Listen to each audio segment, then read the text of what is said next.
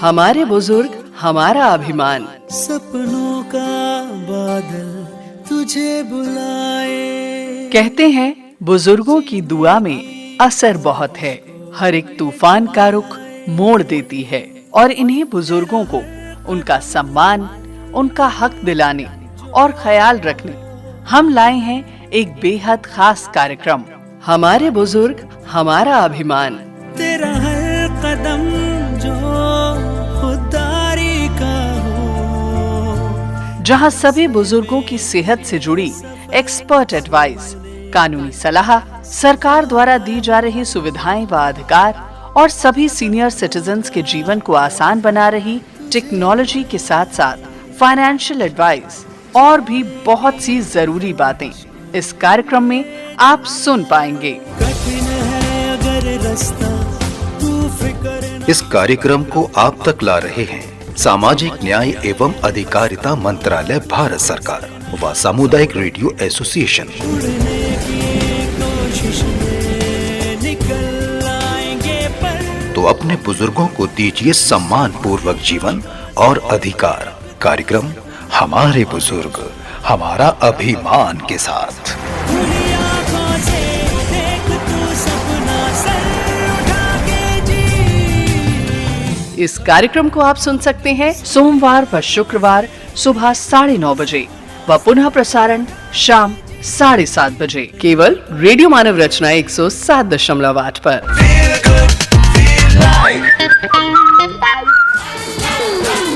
पैसा, ये पैसा, पैसा है कैसा, नहीं कोई ऐसा जैसा ये पैसा। ये हो मुसीबत न हो मुसीबत, हो मुसीबत न हो मुसीबत। 7, 8, 9, 10, 1। अरे दादाजी, ये क्या हो रहा है?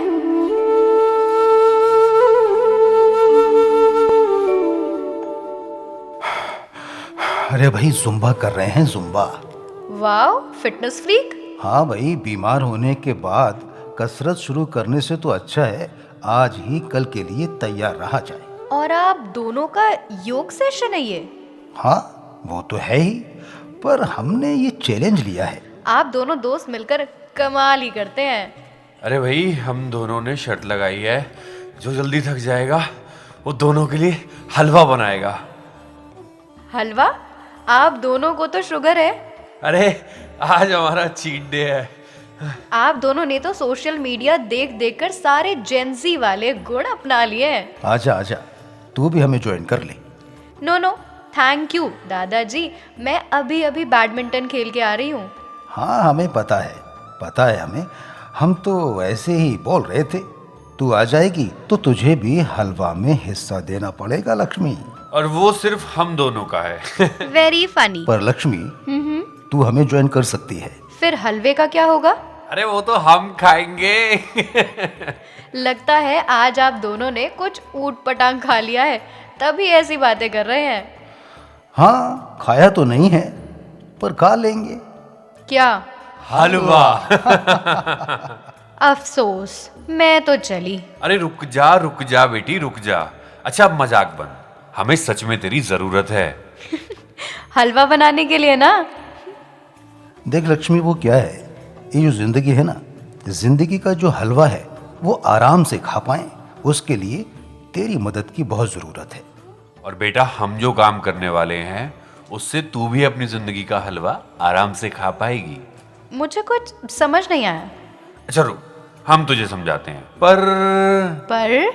पर लक्ष्मी, पहले तुझे एक काम करना होगा। बोलिए दद्दू। तुझे, अरे बोलिए भी। पहले तुझे हलवा बनाना होगा। सच में आप दोनों को कुछ हो गया है। देख लक्ष्मी, आज हम दोनों ने एक फैसला किया है। अब तू हमें बताएगी कि हम सही कर रहे हैं या नहीं। क्योंकि लक्ष्मी, जेन जी बड़े स्मार्ट होते हैं। वो तो होते ही हैं। बताइए, मैं आपकी क्या मदद कर सकती हूँ? तू तो जानती है, मैंने पूरी उम्र नौकरी की, फिर रिटायरमेंट के बाद ये घर बनवाया। और बेटा, हमारी जनरेशन के लगभग हर आदमी की यही कहानी है। हाँ तो? हमने जिंदगी को उस तरह नहीं देखा जिस तरह तुम लोग देखते हो। और ये हम कैसे देखते हैं? बेटा तुम लोग जिंदगी को एंजॉय करते हो, जिम्मेदारियां भी समझते हो, लेकिन सबसे पहले अपने को खुश करना जानते हो। और हमारी जिंदगी, हमारी तो पूरी जिंदगी घर बाहर की जो जिम्मेदारियां हैं ना, उनको उठाते उठाते ही बीत गई।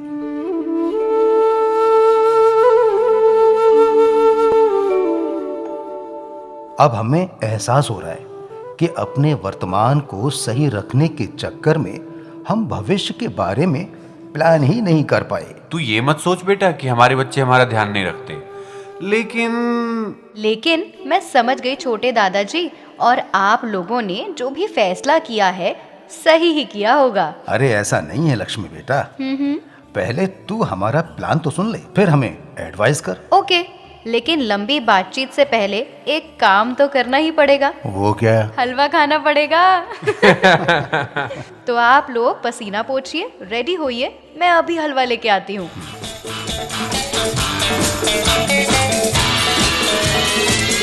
ला ला ला ला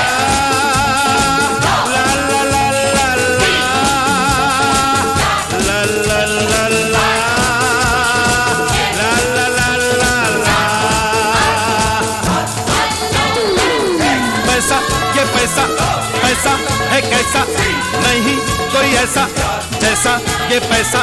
ये हो मुसीबत न हो मुसीबत, हो मुसीबत न हो मुसीबत। 7 8 9 10 पैसा ये पैसा, पैसा है कैसा, नहीं कोई ऐसा जैसा ये पैसा। ये हो मुसीबत न हो मुसीबत, हो मुसीबत न हो मुसीबत। 7 8 9 10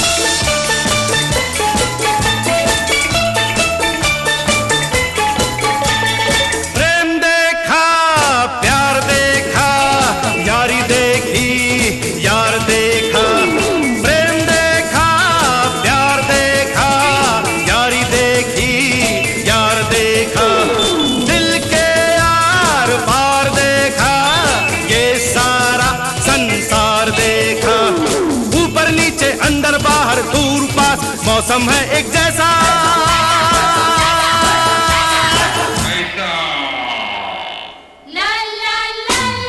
पैसा ये पैसा, पैसा है कैसा, नहीं कोई ऐसा जैसा ये पैसा। ये हो मुसीबत न हो मुसीबत, हो मुसीबत न हो मुसीबत। 7 8 9 10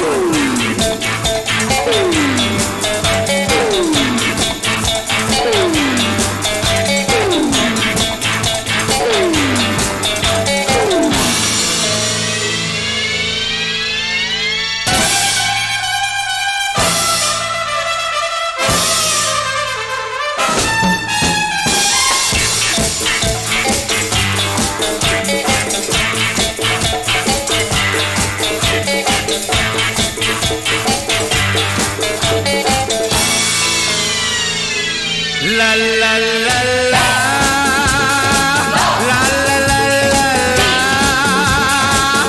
la la la la la la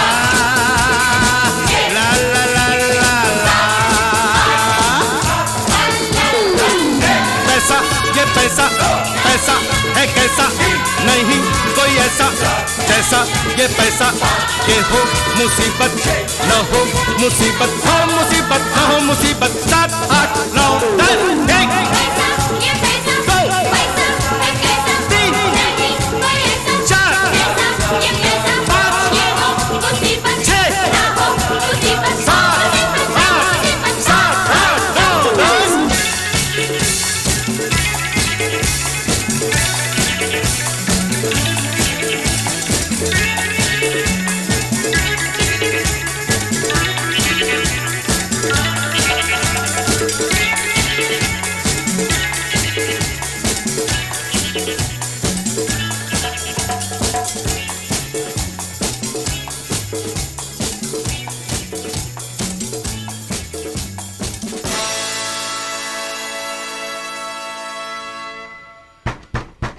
अरे इतनी सुबह सुबह कौन है भाई? अरे बड़े बाबू, मेरे घर आप? क्या करूं सुखी भाई, रोज तुम्हारे साथ टहलता था, अब 10-15 दिन से तुम आ ही नहीं रहे। क्या कहूँ बड़े बाबू, अब चला ही नहीं जा रहा। उम्र भी बढ़ती जा रही है, जोड़ों के दर्द से चलना मुश्किल है। तो मेरे जैसे वॉकर क्यों नहीं ले लेते? साथ साथ टहलने का मजा फिर आ जाए। अरे बड़ा बाबू, हमारे पास इतने पैसे कहाँ कि हम भी ले लें अपना वॉकर। अरे काका, अब चिंता छोड़िए, राष्ट्रीय वयोश्री योजना से नाता जोड़िए। क्या है ये राष्ट्रीय वयोश्री योजना? अरे काका, हमारे भारत सरकार ने हमारे देश के 70% वृद्ध नागरिक जो आयु संबंधित विकलांगता का सामना कर रहे हैं, जो बीपीएल की श्रेणी में आते हैं या जिनकी मासिक आय 15,000 तक है, उन्हें जीवन सहायता उपकरण प्रदान करने का काम किया है, जिसमें चलने वाली छड़ी, बैसाखी, वॉकर, ट्राइपॉड छड़ी, सुनने की मशीन, कृत्रिम दांत और चश्मे, wheelchair, folding chair commode, knee belt, spine belt, neck belt, कमर का बेल्ट जैसे उपकरण फ्री में मिल रहे हैं। अच्छा, ऐसा क्या? हमें कैसे मिले और किसी को मिला है क्या? भारत सरकार ने सामाजिक न्याय और अधिकारिता मंत्रालय के तहत राष्ट्रीय वयोश्री योजना कृत्रिम अंग निर्माण निगम एलिम्को द्वारा देश भर में इस योजना द्वारा शिविर लगाकर 3,60,175 से ज्यादा वरिष्ठ जनों को उपकरण दिए हैं। इसके लिए आप शिविरों में Aadhaar card, PAN card, ration card, आय प्रमाण पत्र लेके जा सकते हैं, या अगर ऑनलाइन रजिस्ट्रेशन कराना है काका, तो आप socialjustice.gov.in पर विजिट करके ऑनलाइन रजिस्ट्रेशन करा सकते हैं। और सबसे सरल तो ये होगा कि आप एल्डर लाइन 14567 पर कॉल करें अभी। अरे वाह, कितनी अच्छी जानकारी दी तुमने। अब मैं भी लूंगा वॉकर और बड़े बाबू के साथ मैं भी सैर पे जाऊंगा। वयोश्री योजना का लाभ उठाएं, वृद्ध जनों का सम्मान उन्हें लौटाएं। सीआरए द्वारा निर्मित, सामाजिक न्याय और अधिकारिता मंत्रालय द्वारा जनहित में जारी।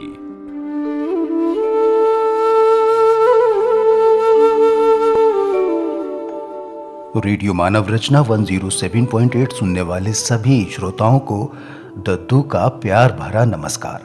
आप सुन रहे हैं हमारे बुजुर्ग हमारा अभिमान। साथियों, ये कार्यक्रम उन अनमोल हस्तियों को समर्पित है जिनके अनुभव और ज्ञान हमारी समाज की बुनियाद हैं, यानी हमारे बुजुर्ग। उनकी आंखों में जीवन के हजारों रंग बसे होते हैं, उनकी झुर्रियों में कहानियां छुपी होती हैं और उनके शब्दों में सच्चाई का सार होता है। आज का ये शो उन सभी को समर्पित है जिन्होंने हमें बढ़ते हुए देखा, संवरते हुए देखा और निस्वार्थ प्रेम दिया। बिल्कुल सही कहा दद्दू। हमारे बुजुर्ग वो पेड़ हैं जिनकी छाया में हम सुकून पाते हैं। लेकिन जैसे जैसे समय बदल रहा है, उनकी जरूरतें भी बदल रही हैं। आज हम जानेंगे कि सरकार और समाज उनके जीवन को बेहतर बनाने के लिए क्या कदम उठा रहे हैं। हमारे माध्यम से अब आप सब जानते हैं कि सरकार ने हमारे बुजुर्गों के लिए कई योजनाएं शुरू की हैं जो उनकी जिंदगी को आसान बना रही है। हाँ लक्ष्मी, और इन योजनाओं का उद्देश्य केवल उनकी समस्याओं का समाधान करना ही नहीं, बल्कि उनके जीवन को सम्मानजनक और खुशहाल बनाना भी है। बुजुर्गों को सिर्फ देखभाल की जरूरत नहीं होती लक्ष्मी, बल्कि अपनापन, सम्मान और आत्मनिर्भरता की भी जरूरत होती है। चलिए एक एक करके इन योजनाओं को दोहरा लेते हैं ताकि हम अपने श्रोताओं को बता सकें कि वो इनका लाभ कैसे उठा सकते हैं। सबसे पहले बात करते हैं वरिष्ठ नागरिकों के लिए एकीकृत कार्यक्रम यानी IPSRC। ये योजना उन बुजुर्गों के लिए बेहद उपयोगी है जो देखभाल के अभाव में अकेलेपन और उपेक्षा का सामना कर रहे हैं।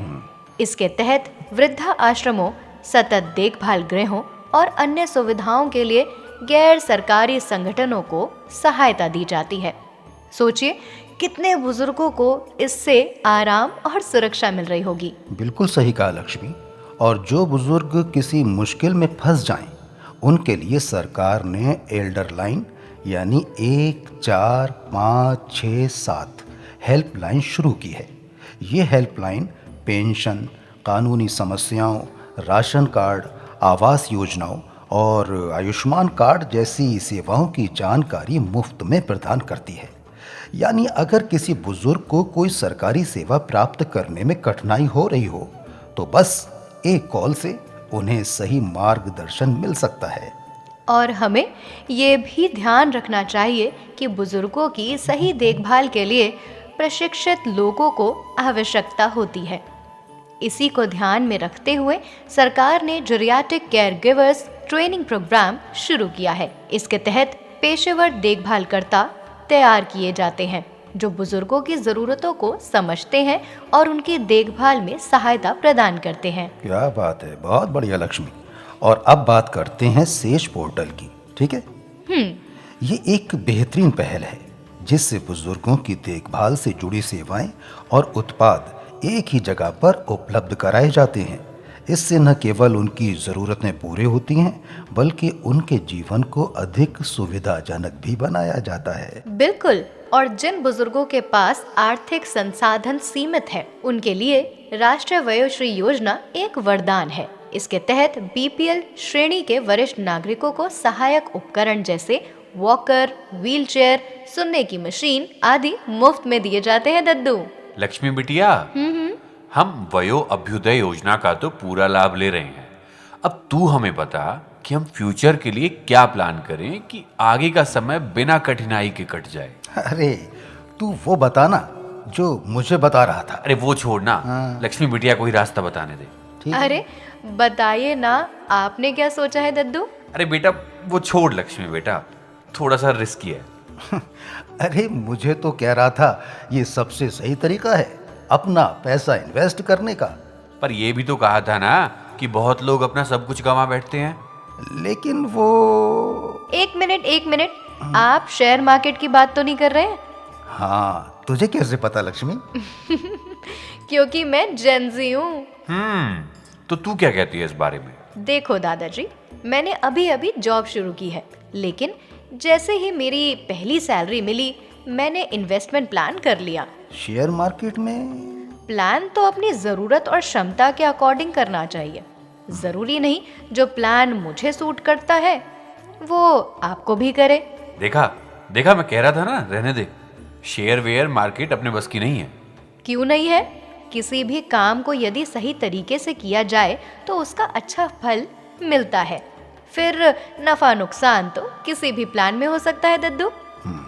तो तेरे कहने का मतलब है हमें शेयर्स में पैसा लगाना चाहिए? मेरे कहने का मतलब है कि आप लोगों को फ्यूचर के लिए इन्वेस्ट करना चाहिए, वो भी प्रॉपर ट्रेनिंग के साथ। बेटा मैंने सुना है बड़ी रकम इन्वेस्ट करो तो अच्छा रिटर्न मिलता है, पर हमारे पास इतना अमाउंट नहीं है। नहीं छोटे दादाजी, एक साथ बड़ी रकम लगाना ही इन्वेस्ट करना नहीं होता। बहुत से तरीके हैं जिनसे हर महीने छोटी छोटी रकम लगाई जा सकती है। वही देखो, हम चाहते हैं कि हम किसी भी इमरजेंसी के लिए तैयार रहें। हाँ, और कभी कोई इमरजेंसी आ जाए तो हमें दूसरों पर निर्भर ना रहना पड़े। बहुत सही सोचा है। थोड़ी झिझक हो रही थी कहीं बच्चे ये ना सोचें कि हम उन पर विश्वास नहीं करते। उन्हें ऐसा ना लगे कि वो तो हमारा ख्याल रख रहे हैं लेकिन फिर भी हम इमरजेंसी के लिए प्रिपेयर होना चाह रहे हैं। देख लक्ष्मी, तू तो जानती है हमारा उद्देश्य क्या है। जी बिल्कुल, शारीरिक हो या आर्थिक, हमें हर तरह की इमरजेंसी के लिए तैयार रहना चाहिए। इसमें कुछ भी गलत नहीं है। लक्ष्मी, तेरे बोलने से बड़ा उत्साह मिला, सुना तूने? सुना। अब एक चीज और सुनिए, आपको याद है दादाजी, मेरे ऑफिस में एक लड़की है जिसके बारे में मैंने आपको बताया था। हाँ हाँ, याद आ रहा है, जो पहले ही दिन तेरी अच्छी दोस्त बन गई थी, वही ना? हाँ हाँ बिल्कुल। आज मैं उसकी मम्मी से मिली। मेरी बातों से आपको जितना उत्साह मिला है, उनकी स्टोरी सुनकर उससे भी कई गुना ज्यादा उत्साह मिलेगा। अच्छा भाई, ऐसा क्या किया है उन्होंने? वो मेरी स्टोरी की हीरोइन है। आपकी सुविधा के लिए उनका नाम रख देते हैं सुनीता। सुनीता रख देते हैं। कितनी जल्दी बोला, सुनीता रख देते हैं। तू अभी तक कॉलेज वाली सुनीता को बोल नहीं पाया लगता है। अरे चुप कर तू, वो बात नहीं है। अच्छा, वो बात नहीं है तो तेरे मुंह से झट से उसका नाम क्यों निकला? तू भी क्या यार भरत, बच्ची के सामने। ठीक है, हम उनका नाम रख देते हैं सुनीता। तो कहानी यूं है कि सुनीता एक सामान्य परिवार की लड़की थी, पढ़ाई लिखाई में अच्छी और समझदार। वो करना तो बहुत कुछ चाहती थी, लेकिन जैसा कि हमारे आम परिवारों में होता है, उसकी भी 22-24 साल में शादी हो गई। उसने अपनी गृहस्थी भी बड़ी समझदारी से संभाली। घर परिवार, नाते, रिश्तेदार सबकी अच्छी तरह देखभाल करती। इसमें खास क्या है लक्ष्मी? हमारे समाज में तो ज्यादातर औरतें यही करती हैं। राइट, ये ख्याल सुनीता के मन में भी आने लगा जब वो 55-56 साल की हुई। ओह, तो ये कहानी उसके बुढ़ापे की है? नहीं, ये कहानी उनकी दूसरी जवानी की है। अरे बेटिया लक्ष्मी, तुम तो आगे सुनाओ। ये पगला तो उसी सुनीता को इमेजिन करने लगा था जिसे ये कॉलेज में पसंद करता था। ओए, झूठ क्यों बोल रहा है? बस मैं ही उसे पसंद करता था, और तू जो उसके लिए कभी बेर, कभी अमरूद, कभी कच्ची कैरी लेकर आता था, उसका क्या? हाँ, तो मैं कब मना कर रहा हूँ? वो भी जो करता था सब तेरी खुशी के लिए करता था। बड़ा आया मेरी खुशी चाहने वाला। बिटिया, तुम तो कहानी आगे बढ़ाओ, इसकी झूठी बातों में मत फंसो। दादाजी और छोटे दादाजी, आप उस सुनीता को पसंद करते थे कि नहीं पता नहीं, लेकिन इस सुनीता की कहानी सुनकर आप इसके फैन बन जाएंगे, ये पक्की बात है। तो जल्दी से सुना दे अब तू। जब सुनीता जी 35-40 साल की थी, तब उनके पति की डेथ हो गई। तो अपने बच्चों के लिए उन्होंने पिता का रोल भी निभाया। अच्छा, तो वहां से उनकी जिंदगी में ट्विस्ट आया था? नहीं, असली ट्विस्ट आया जब वो 57 साल की हो गई। बच्चे अपनी जिंदगी में मगन हो गए, तब उसे लगने लगा कि घर गृहस्थी पर पूरा ध्यान देते देते वो अपनी तरफ ध्यान दे ही नहीं पाई। उनका शरीर भारी हो गया था, जोड़ों में दर्द रहने लगा था, अकेलापन लगने लगा। मैं समझ सकता हूँ बेटा, जैसे जैसे उम्र बढ़ने लगती है ना, हमें लगने लगता है कि हम बिल्कुल अकेले रह गए हैं। देखो भाई, ऐसे में अगर कोई दोस्त साथ हो तो आदमी संभल जाता है। अब आदमियों के तो दोस्त बन जाते हैं, लेकिन हमारे समाज में जो औरतें पूरी जिंदगी हाउसवाइफ के तौर पर बिता देती हैं, उनके लिए इस उम्र में दोस्त बना पाना बड़ा मुश्किल है। इसीलिए बेटा लक्ष्मी, इसीलिए हमारे समाज में बुजुर्गों को सत्संग और तीर्थ यात्रा की सलाह दी जाती है, ताकि इस बहाने वो 4 लोगों से मिलकर अपना सुख दुख बांट सकें। बिल्कुल सही, लेकिन सुनीता जी की सेहत अब इस लायक नहीं रही थी कि वो ज्यादा भागदौड़ कर पाए। सुबह लोगों के साथ टहलने भी जाती तो थोड़ी ही देर में घुटने दुखने लगते और वो घर लौट आती। उनकी तकलीफ देखकर बच्चे भी उन्हें आराम करने की सलाह देते, लेकिन अब सुनीता जी का शरीर ही एक जगह आराम करता, उनका मन तो इधर उधर भागता रहता। कभी कभी उन्हें लगता कि अभी एक बेटे की शादी करवानी है, ये जिम्मेदारी और पूरी कर ले, फिर कहीं तीर्थ पर निकल जाएंगी।